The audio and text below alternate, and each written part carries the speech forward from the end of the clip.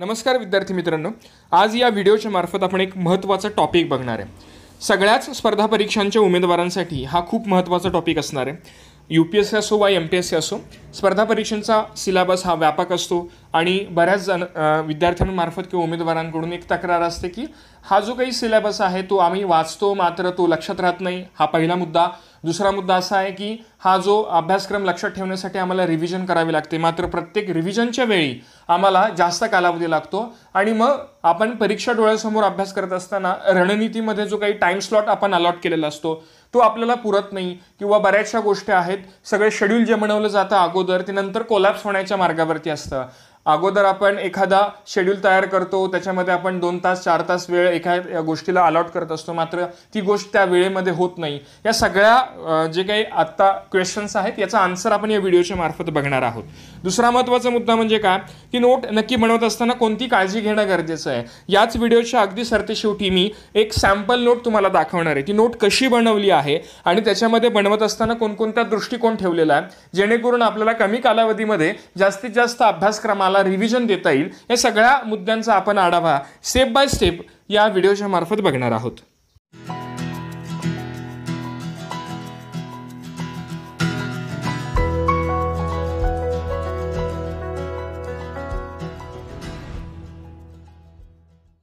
नमस्कार। सुरुवातीलाच आपण एक प्रश्न बघितला होता, तो म्हणजे टाइम मॅनेजमेंटचा प्रश्न होता। आता ज्या वेळेस तुम्ही एखादा स्पर्धा परीक्षेचा अभ्यास करत असता त्यावेळेस अभ्यासाच्या रणनीतीमधला जो मॅनेजमेंटचा भाग असतो तो म्हणजे टाइम मॅनेजमेंटचा। आता यामध्ये तुम्ही ज्या वेळेस वेळापत्रक किंवा शेड्यूल डिक्लेअर करता स्वतःसाठी, त्यावेळेस irrespective of syllabus, irrespective of exam, या पद्धतीमध्ये बरेचसे विद्यार्थी या नियोजनाकडे वळत असतात। आता त्यामध्ये आपल्याला बघितलं पाहिजे की कोणते विषय आपल्यासाठी सोपे आहेत, कोणते विषय आपल्यासाठी अवघड आहेत आणि त्यानुसार आपण वेळेला प्राधान्य देणं गरजेचं आहे। सोपा विषय असेल त्यामध्ये परीक्षेच्या अनुषंगाने तो किती प्रोडक्टिव्ह आहे, या सगळ्या गोष्टींचा आपण अभ्यास करूनच त्या ठिकाणी आपण नियोजनाला प्राधान्य देणं अपेक्षित आहे। याच प्रश्नाच्या उत्तरातला एक भाग म्हणजे नोट्स, कारण की ज्यावेळेस तुम्ही अभ्यास करत असता त्यावेळेस उजळणीलाही खूप महत्त्व असतं। स्पर्धा परीक्षांचा अभ्यास हा खूप व्यापक असतो आणि त्यामध्ये लक्षात ठेवण्यासारखा भाग जो असतो तो खूप असतो आणि त्यामुळे तुम्हाला वारंवार रिव्हिजन करणं हे अनिवार्य ठरत असतं। रिव्हिजन करत असताना देखील वेळ कमी होण्यासाठी नोट्स ह्या तुम्हाला हेल्प करत असतात।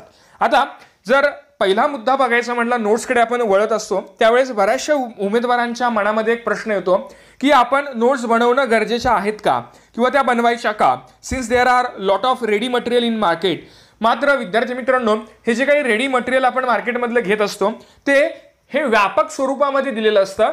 तुमच्या प्रत्येक उमेदवाराची समजून घेण्याची पात्रता, त्याचं जे बॅकग्राऊंड असेल, शैक्षणिक बॅकग्राऊंड असेल किंवा सराउंडिंग्स असेल, त्यानुसार त्याची जी काही ग्रास्पिंग पॉवर आहे याच्यामध्ये तफावत होत जाते।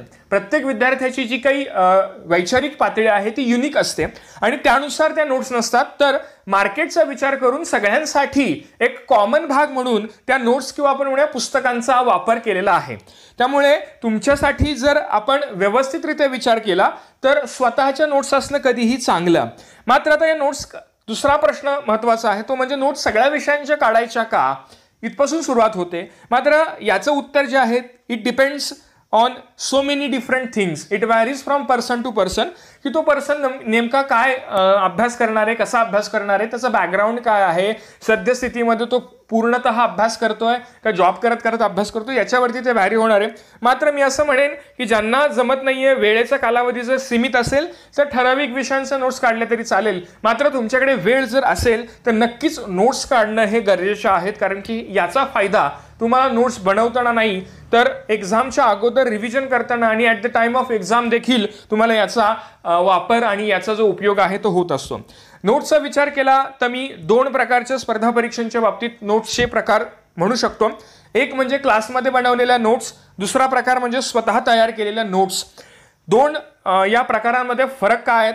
क्लासमध्ये ज्यावेळेस तुम्ही नोट्स बनवत असता त्यावेळेस तुमचं अर्धलक्ष शिक्षकाच्या बोलण्याकडे असतं आणि हे बोलणं तुम्ही एका ठळक मुद्द्यांमध्ये मांडून घेत असतात। त्यामुळे काही प्रमाणामध्ये त्या ठिकाणी काय कॉन्सेप्टमधले जे मुद्दे असतात ते स्किप होण्याचे चान्सेस असू शकतात। मात्र ज्यावेळेस तुम्ही घरी आल्यानंतर तो मुद्दा व्यवस्थित वाचता, त्यासाठी वेगवेगळे सोर्सेस वापरता, त्यावेळेस मात्र तुमची जी काही कॉन्सेप्ट बद्दलची जी काही दृष्टिकोन आहे तो व्यापक बनलेला असतो आणि याच्यातून तुम्ही जर नोट्स बनवल्या तर त्या प्रोडक्टिव्ह बनणार आहेत। दुसरा प्रकार जो आहे तो म्हणजे मी असं म्हणेन डिजिटाइज्ड नोट्स आणि पेपर नोट. म्हणजेच काय तर सद्यस्थितीमध्ये टेक्नॉलॉजीचा वापर बरेच विद्यार्थी उमेदवार करत असतात. ज्यावेळेस तुम्ही इलेक्ट्रॉनिक गॅजेटचा वापर करून इलेक्ट्रॉनिक गॅजेटमध्ये तुम्ही जर नोट्स बनवत असाल, उदाहरणार्थ मी असं म्हणेन इव्हर नोट किंवा ॲप्लिकेशनचा वेगवेगळा वापर करून नोट बनवत असाल, त्याला डिजिटाइज्ड नोट्स आपण म्हणूयात. दुसरा प्रकार पेन आणि पेपरवरती किंवा पारंपरिक पद्धतीत नोट्स बनवण्याचा प्रकार म्हणजे पेपर नोट. दोन्हींपैकी मी पेपर नोटला प्राधान्य देईन, कारण की त्याच्यामध्ये आपले जे काही मेमोराईज करण्याची जी काही कॅपॅसिटी आहे पेपरवरती बनवल्यानंतरची ती जास्त असते as compared to digitised notes. मात्र तेही तुम्हाला डिपेंड करेल की तुमची सिच्युएशन कशी आहे, तुम्हाला वेळ किती आहे, आणि तुम्हाला जर ट्रॅव्हलिंगमध्ये अभ्यास करायचा असेल तर डिजिटाइज्ड नोट्सचा वापर तुम्ही करू शकता. मात्र पेपर नोट ह्या कधीही बनवलेल्या चांगल्या. आता बघा, ज्यावेळेस आपण अभ्यास करत असतो त्यावेळेस एखाद्या विषयासाठी, एखाद्या मुद्द्यासाठी आपल्याला वेगवेगळे सोर्स वापरावे लागतात. म्हणजेच त्या ठिकाणी सोर्स हा प्रॉपर नसतो कधी कधी. त्यावेळेस तुम्हाला वेगवेगळ्या सोर्सेसचा वापर करून त्या मुद्द्यासाठी तुम्ही जर व्यवस्थितरित्या सिक्वेन्शियली नोट्स बनवल्या तर ते तुम्हाला फायदेशीर ठरणार आहे. त्याच्यानंतरचा महत्त्वाचा मुद्दा, नोट्स बनवणे हा एक तयारीतला टप्पाच मानणं अपेक्षित आहे. आपण बघतो की करंट अफेअर्स तुम्हाला करावे लागत असतात आणि वर्षभर, 1.5 वर्षाच्या करंट अफेअर्स ज्यावेळेस तुम्ही करत असता त्यावेळेस बरेचसे उमेदवार हे पेपरमधील कात्रणे कापत असतात आणि त्या कुठेतरी ठेवत असतात. हा अक्षरशः मी असं म्हणेन की मूर्खपणा आहे, की याच्यातून तुम्ही फक्त वेळ, पैसा, मेहनत या सगळ्या गोष्टी तुम्ही वाया घालवता. कारण की सरते शेवटी ती कात्रणे तुम्ही कधी वाचत नाही आणि ती कात्रणे गहाळ होण्याचे चान्सेस खूप असतात.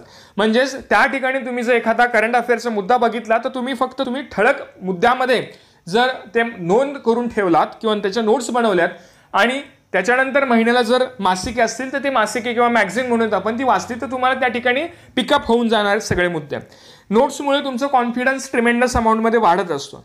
आता नोट्स बनवत असताना अजून एक महत्त्वाचा मुद्दा लक्षात घेणं गरजेचं आहे. तो म्हणजे काय तर बरेचसे विद्यार्थी सोर्सचा वापर केल्यानंतर त्या सोर्समध्ये जे काही मुद्दे दिलेले असतात ते मुद्दे कॉपी करणं आणि तुमच्या हाताद्वारे ते पेस्ट करणं एवढाच सीमित प्रकार ठेवत असतात किंवा त्यांना नोट्स काढणे म्हणजे हा प्रकार वाटत असतो. But they are making another duplicate book असं म्हटलं तरी चालेल. त्याच पुस्तकाची एक प्रकारे डुप्लिकेट कॉपी ते बनवत असतात. या व्यतिरिक्त ते काही करत नसतात आणि त्याचा फायदा तुम्हाला काहीच होणार नसतो. कारण की नोट ज्या आहेत ह्या जास्तीच्या नसाव्यात, त्या सीमित असाव्यात, त्या ठराविक भाषेच्या शब्दांमध्ये, डायग्राममध्ये आपण ते पुढे बघणारच आहोत असावेत. It can't be larger than 20 to 30%, 20 ते 30% पेक्षा जास्त नसाव्यात. हा मुद्दा लक्षात घेण्यासारखा आहे. त्या नोट्स ज्या आहेत त्या ऑर्गनाइज्ड असाव्यात, त्याच पद्धतीमध्ये टू द पॉईंट असाव्यात, तरच त्या नोट्स काढण्याला खूप महत्त्व येतं. अन्यथा त्या नोट्सला काहीही उपयोग होणार नाही. प्रत्येकाच्या या नोट्स वेगवेगळ्या असणं अपेक्षित आहे. बरेचसे विद्यार्थी काय करतात तर टॉफरच्या नोट्स वापरण्याचा प्रयत्न करतात किंवा एखाद्या विद्यार्थ्यांनी हस्ताक्षर चांगला असेल तर त्याच्या झेरॉक्स मारून त्या नोट्स स्वतःच्या म्हणून काय करत असतात ठेवत असतात. मात्र विद्यार्थी मित्रांनो, एक लक्षात घेण्यासारखी गोष्ट आहे, प्रत्येकाची ग्रास्पिंग पॉवर अगोदर सांगितल्याप्रमाणे वेगवेगळी असते. त्याचं बॅकग्राऊंड वेगळं असतं. उदाहरणार्थ एखादा सायन्स बॅकग्राऊंडचा विद्यार्थी असेल तर तो सायन्समध्ये नोट्स बनवत असताना त्याला ज्या काही अगोदर शिकलेल्या गोष्टी आहेत त्या नोट्समध्ये मांडणार नाही किंवा मांडू शकणार नाही असं म्हणूयात आपण. मात्र तुम्ही जर आर्ट्स बॅकग्राऊंडचे असतील तर त्या नोट्सचा फायदा तुम्हाला अजिबात होणार नाहीये. सो इंडिव्हिज्युअल नोट्स हा खूप महत्त्वाचा मुद्दा आहे. प्रत्येकाचे नोट्स हा स्वतःच्याच असणं अपेक्षित आहे. अजून एक अतिमहत्त्वाचा मुद्दा असं म्हणेन मी, it should be relevant to exam. तुमच्या ज्या नोट्स असतात that should be relevant to exam. कारण की बरेचसे विद्यार्थी ज्यावेळेस अभ्यास करत असतात त्यावेळेस त्यांच्या भावना या ठिकाणी नोट्स बनवताना आडव्या येत असतात. एखाद्या विषयामध्ये हात घातल्यानंतर तो जो मुद्दा किंवा तो विषय आवडीचा असेल तर ते मुद्दे किंवा तो विषय हा जास्त वाचला जातो विद्यार्थ्याकडून. जास्तीत जास्त प्रमाणामध्ये त्याचं वाचन, त्याचा जो काही सोर्स आहेत त्याचा वापर केला जातो आणि परीक्षेच्या दृष्टीने नको असणारी माहिती देखील ती वाचली जाते, ती नोट्समध्ये येते. त्यामुळे परीक्षेमध्ये न येणारे बरेचसे मुद्दे त्या ठिकाणी नोट्समध्ये आणण्याचा प्रयत्न उमेदवाराकडून केला जातो. याच्यावरती विद्यार्थ्यांनी नजर टाकणं किंवा याच्यावरती लक्ष देणं खूप गरजेचं आहे. कारण की नोट्स बनवत असताना एक्झाम पॉईंट ऑफ व्ह्यूनेच नोट गरजेचं आहे, तरच तुम्हाला एक्झाममध्ये फायदा होणार आहे. अन्यथा तुमचा वेळ देखील वाया त्या ठिकाणी जाऊ शकतो. आता नोट्स या बनवत असताना त्याचा फायदा नेमका काय होणार याच्यावरती एक थोडक्यात नजर टाकूयात. बऱ्याचशा गोष्टी मी अगोदर बोललेलोच आहे की नोट्स म्हणजे शॉर्ट फॉर्ममधला जो काही हस्ताक्षराचा भाग आहे. मात्र या ठिकाणी त्या शॉर्ट फॉर्ममधून तुम्हाला ब्रॉड व्ह्यू येत असतो. तुम्ही विचार वेगवेगळ्या पद्धतीत, वेगवेगळ्या अँगलमध्ये करत असता. At the time of revision तुम्हाला त्याचा खूप ट्रिमेंडस अमाऊंटमध्ये फायदा होऊन जाणार आहे. कारण की नोट्स बनवत असताना त्याचा उपयोग बनवत्या वेळी न होता तुम्हाला एक्झामच्या अगोदर किंवा at the time of exam देखील तुम्हाला त्याचा वापर आणि त्याचा उपयोग कळत असतो. आणि ज्या वेळेस तुम्ही नोट्स बनवता त्यावेळेस तो काय कॉन्सेप्ट असेल, तो विषय असेल, तो सिक्वेन्शियली मांडता, त्याच्या नोट्स ऑर्गनाइज्ड पद्धतीमध्ये तुम्ही करत असता. त्यामुळे विषयामधील मुद्द्यामधील लिंकिंग होत असतं किंवा एक सिक्वेन्स तुम्हाला त्या ठिकाणी फॉलो होत असतो. ज्यावेळेस नोट बनवता त्यावेळेस तुम्ही स्वतः विचार करायला सुरुवात करता आणि त्यामुळे तुम्हाला त्या ठिकाणी एक वैचारिक पातळीमध्ये प्रगल्भता येत असते. आणि ज्यावेळेस नोट्स बनवता त्यावेळेस तुम्ही वाय, व्हेन, हाव या प्रकारचे प्रश्न विचारले असतात. त्यामुळे सगळ्या मुद्द्यांवरती तुम्ही त्या ठिकाणी मुद्द्यांच्या अनुषंगाने फिरून येत असता. आणि नवीन एक्झामचा नवीन ट्रेंड जर आपण बघितला तर तो फॅक्च्युअल डेटा विचारणारा नसून विधानात्मक स्वरूपाचे प्रश्न विचारले जातात. आणि या प्रकारच्या प्रश्नांना टॅकल करण्यासाठी तुम्हाला वैचारिक पातळीमध्ये विचारांमध्ये आमूलाग्र बदल करावा लागतो, जो की तुम्ही नोट्स बनवत असताना करत असता. यानंतरचा खूप महत्त्वाचा मुद्दा म्हणजे नोट्स बनवत असताना कोणत्या पायऱ्या फॉलो करणं अपेक्षित आहे आणि नोट्स नेमक्या कधी बनवाव्यात. कारण की नोट्स बनवायला देखील कालावधी आणि एक प्रॉपर टायमिंग असणं अपेक्षित आहे. कधीही नोट्स आपल्याला बनवता येत नाहीत, किंबहुना त्या बनवलेल्या नोट्सच नसतात असं म्हणायला काही हरकत नाही. तर या ठिकाणी टप्प्यांमधले सगळ्यात पहिल्यांदा अगोदर मी एक पॉईंट बोललो होतो आणि तो पॉईंट म्हणजे that notes should be relevant to exam. आणि रिलेव्हंट टू एक्झाम कधी होणार आहे किंवा कसे होणार आहे, तर सुरुवातीला तुम्हाला एक गोष्ट करायची ती म्हणजे तुम्हाला त्या परीक्षेचा अभ्यासक्रम समजून घ्यायचा. अभ्यासक्रम समजावल्यानंतर तुम्हाला प्रिव्हियस इयर क्वेश्चन पेपरवरती नजर टाकायची, जेणेकरून तुम्हाला दोन्ही मधलं लिंक काय आहे ते कळेल. म्हणजे अभ्यासक्रम नेमका कोणता आहे, कोणते मुद्दे आहेत आणि या मुद्द्यांवरती आयोग किंवा एक्झामच्या दृष्टीने कोणकोणते प्रश्न आणि ते कसे विचारले जात आहेत याच्यातून तुम्हाला एक ब्रॉड व्ह्यू येणार आहे एक्झामचा. हे झाल्यानंतर तुम्ही संदर्भ साहित्याला हात घालणार आहे. त्याच्यानंतर ज्यावेळेस तुम्ही हे वाचन सुरू करता त्यावेळेस कोणताही सोर्स तुम्ही एखाद्या विषयासाठी मुद्द्यासाठी वाचता त्यावेळेस त्याच्यावरती पहिलं रिडिंग होणं अपेक्षित आहे.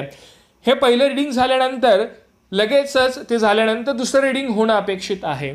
हे दुसरं रिडिंग झाल्यानंतर देखील नोट्स काढणं अपेक्षित नाही आहे, तर तिसरं रिडिंग देखील करायचं आहे. आणि तिसरं रिडिंग झाल्यानंतर मिनिमम 3 रिडिंग होणं अपेक्षित आहेच. आणि 3 रिडिंग झाल्यानंतरच तुम्हाला नोट्स बनवायला घ्यायच्या आहेत. बरेचसे विद्यार्थी फर्स्ट रिडिंगमध्येच नोट बनवतात आणि स्वतःच्या पायावरती कुऱ्हाड मारण्याची प्रक्रिया त्या ठिकाणी केली जाते.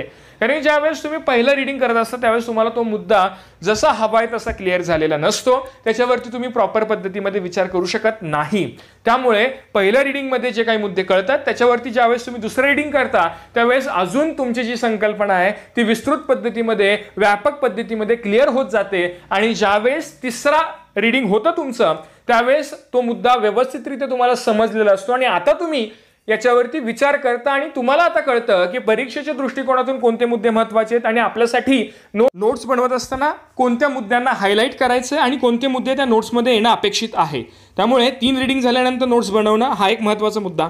नोट्स म्हणजे काय, तर कमी शब्दांमध्ये व्यापक दृष्टिकोन मिळाला पाहिजे अशा पद्धतीत केलेली मांडणी. आता या ठिकाणी मी शब्दात म्हटलेले, कदाचित त्या शब्दांच्या ऐवजी तुम्ही शॉर्ट फॉर्म वापरू शकता, डायग्राम्स वापरू शकता, वेगवेगळ्या सिम्बॉल्सचा वापर करू शकता, टेबलचा वापर करू शकता. म्हणजे anyhow you have to reduce that material not more than not greater than 30%.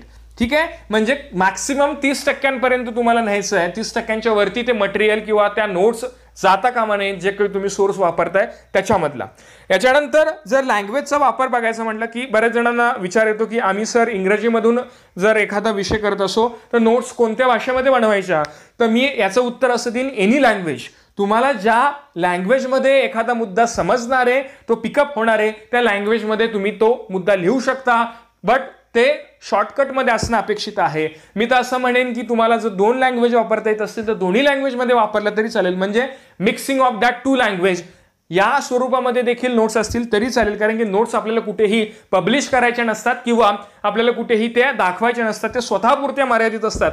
त्यामुळे जर मराठी आणि इंग्रजी दोन्हींचं कॉम्बिनेशन करून एखादा मुद्दा तुम्हाला स्पष्ट होत असेल तर तुम्ही या प्रकारच्या लँग्वेजचा देखील वापर करू शकता. बरेच जण नोट्स बनवत असताना वेगवेगळ्या हायलाइटर, वेगवेगळ्या शाईच्या पेनांचा वापर करत असतात, मात्र त्या ठिकाणी वेळ वाया जातो आणि उगाच या ठिकाणी तुमचा जो काही इंटेन्सिटी आहे अभ्यासाची ती कमी होण्याचे चान्सेस असतात. त्यामुळे मॅक्सिमम मी असं म्हणेन 2 शाईचे पेन किंवा कलरचे पेन तुम्ही वापरू शकता, त्याच्यापेक्षा जास्त वापरू नका. त्याच पद्धतीमध्ये नोट्स कशा बनवाव्यात, तर रजिस्टरवरती बनवाव्यात की कशावरती, तर मी असं म्हणेन जर जमत असेल तर ब्लँक शीटवरती किंवा A4 साईजच्या पेपरवरती बनवणं गरजेचं आहे, जेणेकरून तुम्हाला त्या ठिकाणी जर व्हॅल्यू ॲडिशनसाठी मुद्दे जर टाकायचे असतील तर तुम्ही त्या ठिकाणी ते मुद्दे टाकू शकता. कारण की बरेचसे विषय जे आहेत ते करंट ओरिएंटेड असतात. आत्ताचा एक्झामचा ट्रेंड जो आहे तो करंट ओरिएंटेड असतो. अगदी GS मधले सुद्धा मुद्दे जे आहेत ते तुम्हाला करंटशी अटॅच किंवा करावे लागत असतात. त्यामुळे त्या ठिकाणी जर व्हॅल्यू ॲडिशन किंवा एखादी स्कीम बदलत असेल किंवा ती नवीन येत असेल तर तुम्हाला त्या ठिकाणी व्हॅल्यू ॲडिशन करावी लागते. आणि जर तुम्ही पेपरवरती नोट्स बनवत असाल तर त्या ठिकाणी एखादा नवीन पेपर इन्सर्ट केला जाऊ शकतो. नोट्स बनवत असताना पेपरच्या दोन्ही साईडला मार्जिन ठेवणं गरजेचे आहेत. काही हायलाइटेड मुद्दे तुम्ही अजून त्या नोट्स देखील बनवू शकता. ठीक आहे. त्यामुळे या प्रकारचे मुद्दे आपण जर लक्षात घेतले तर तुमचे जे काही नोट्स बनवण्याची प्रक्रिया आहे किंवा आर्ट म्हणूया, एक कला आहे, हे पूर्णत्वाला नेऊ शकतो आणि त्याच्यामधून आपल्याला सक्सेसकडे जाऊ शकतो. अगोदर सांगितल्याप्रमाणे मी एक या ठिकाणी एक्झाम्पल देणार आहे की नोट कशा बनवल्या पाहिजेत किंवा काय आहे, त्याच्याकडे आपण जाऊयात. आता या ठिकाणी तुम्ही बघताय राव मनमोहन मॉडेल किंवा न्यू इकॉनॉमिक रिफॉर्म्स असं ज्याला म्हणूयात आपण. यामध्ये नोट्स खूप छोट्या प्रमाणामध्ये शब्दांचा प्रयोग केलेला दिसतोय किंवा त्या ठिकाणी सिम्बॉलचा वापर केलेला दिसतोय. या ठिकाणी समाजवादी अर्थव्यवस्था व नियोजनातील चूक होती, त्यामुळे 1991चे क्रायसिस झालेले दिसतंय. त्याचं तत्कालीन कारण जे होतं ते गल्फ वॉर होतं किंवा USSRचे विघटन होतं. आता पार्श्वभूमीमध्ये बघा इथे काय दिलंय, समाजवादी समाजरचना जी आहे त्याच्यामध्ये काय दिसतंय, इन्व्हेस्टमेंट असेल, ट्रेड असेल, इन्फ्रास्ट्रक्चर असेल, ॲग्रिकल्चर, इंडस्ट्री, या सगळ्यांवरती समाजवादाचा प्रभाव होता आणि म्हणजेच बंद अर्थव्यवस्था होती. आणि त्याच्यामुळे झालं काय, इथे तुम्हाला ग्राफिकल रिप्रेझेंटेशन दिसतं. फिस्कल डिफिसिट वाढला, इन्फ्लेशन वाढलं, परकीय चलन किंवा BPO घटलं, गुंतवणूक कमी झाली, निर्यात कमी झाली. पुढे बघताय तुम्ही 2 नंबरचा हायलाइट केलेला पॉईंट, सोव्हिएत युनियनचे विघटन, त्यामुळे झालं काय तर फॉरेन करन्सी कमी झाली. 1991चे गल्फ वॉर झाले, ऑइलच्या म्हणजे तेलाच्या किमती वाढल्या, फॉरेन करन्सी पुन्हा एकदा काय झालेली आहे, कमी झालेली आहे. तत्कालीन देशांतर्गत राजकीय अस्थिरता वाढत गेलेली.